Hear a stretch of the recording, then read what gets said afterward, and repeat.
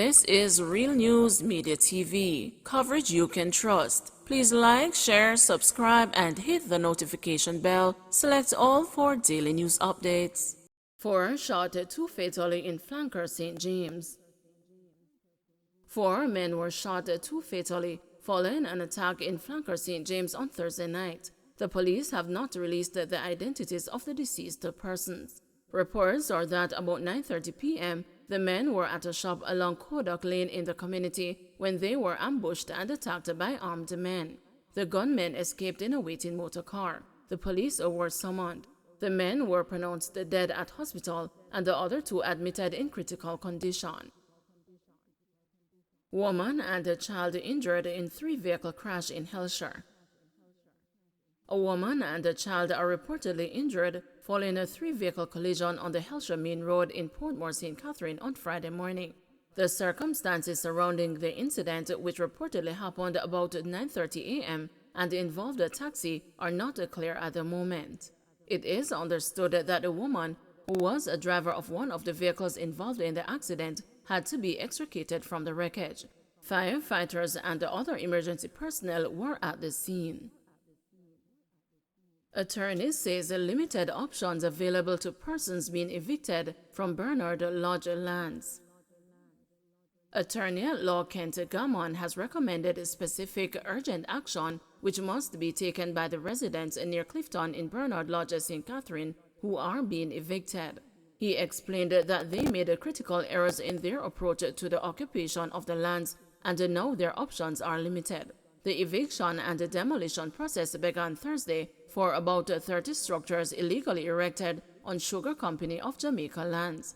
The process was halted during the day and there is uncertainty about whether it will continue. The 3 mistakes are they did not establish the root of title, who is the owner of the land. They didn't establish from the person who is selling the land his position with respect to the owner. And 3, they should have, double-checked with the Sugar Company of Jamaica to ensure that this land was free, clear, and unencumbered. So I think that's where things would have gone off the right path.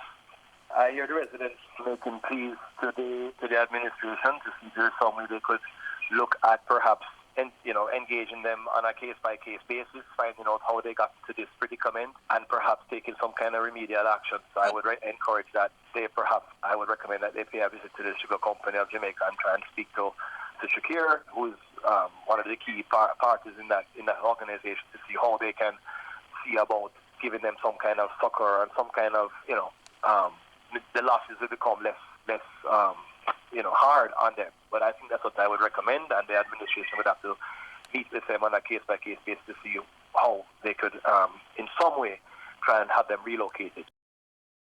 St. Elizabeth, a man shot dead by police after stabbing his father. A 26-year-old man was fatally shot by the police on Wednesday, shortly after stabbing his father at their house in New Building, St. Elizabeth. He is Ryan Foster. Mr. Foster's father, who was stabbed in his chest, was treated at hospital. It is reported that the police were called to the community after the elder Foster was attacked and stabbed. His son reportedly locked himself inside the house. The police gained entry, and the suspect reportedly attacked them with a machete. One of the officers shot Mr. Foster. He was pronounced dead at hospital. Tears of agony as a dream home demolished. With tears in her eyes, 23-year-old Chanel Francis watched motionless on Thursday as her dream of owning her own house vanished before her eyes. She was among 11 persons whose unfinished structures were demolished in the Clifton community of Portmore St. Catherine. On Wednesday, Prime Minister Andrew Holness announced in Parliament that 30 illegal settlements had to be demolished as criminals were selling lots in the settlement, which was cut off from the Bernard Lodge sugarcane property now being used for multi-crop farming and the Bernard Lodge development. I thought it was a legitimate arrangement. I paid my money, got my receipt, and was happy that I was not far away from getting my title for my own lot of land, Francis said. The joy of owning a house, especially one that is built from scratch, was exciting for Francis, who has had to fend for herself from an early age. She thought the opportunity had come when she was told by a friend that she could get a piece of land for $800,000 in Clifton. Frances worked different jobs, saved her money, and started to participate in round robins to put the money together. Armed with the money, Frances was introduced to a man in Clifton who looked at her taxpayer registration number and her identification, wrote her a receipt for $800,000, collected her money, and assured her that the Sugar Company of Jamaica, the holders of the land, would provide the title. Even though I didn't have any money left, I knew I had to start my building, so I continued to work and save and get involved in not one round robin but two, so I could get money to buy the blocks, sand, cement, stone, and steel, she said. I was able to save $400,000, all that time staying with a friend sleeping on a mattress on the floor. Frances said she started the building and had to sell all her appliances at one stage to pay workmen. Now she has been left devastated. "Me no have nothing, all of my saving gone. Me might as well kill myself," said the devastated Frances, who first got the news of the demolition while she was on her way to work. Her sole intention was to put money together to finish a section of the structure so she could move in. "I did not receive any form of notice. I was shocked when they called me and tell me that the house that I was working on so hard to build is being destroyed," she said.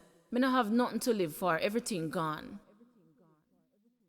Don't forget to like, share, subscribe, and hit the notification bell. Select all for daily news updates.